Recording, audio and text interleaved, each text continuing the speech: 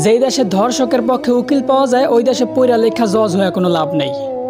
মুসলমানদের দেশে নেতা হইয়া যদি আলেমদেরকেই বন্দি করে রাখতে হয়, ওই দেশের রাজনীতি করে নেতা হইলে জনগণের জন্য কোনো ফায়দা নেই। ৯৫% মুসলমানের দেশে যদি মুসলমানদের কষ্টগুলাই তুলে ধরা না যায়, ওই দেশে নামি দামি সাংবাদিক হইয়াও কোনো লাভ নেই। বলি জাকাত না দিয়া সুদ খাইতে খাইতে দেশটারে করছো ছারখার। এখন সূর্যের তাপ গায়ে লাগে, তাই তোমাদের বৃষ্টির দরকার। আলেমদেরকে বন্দি করে আবার আলেমদের মাধ্যমে আল্লাহর কাছে বৃষ্টি কামনা করলা। বিষয়টা এমন হইল না যে কোনো এক ফল গাছের গোড়া কাইটা ফালাইয়া সেই গাছ থেকেই আবার ফলের আশা করলা।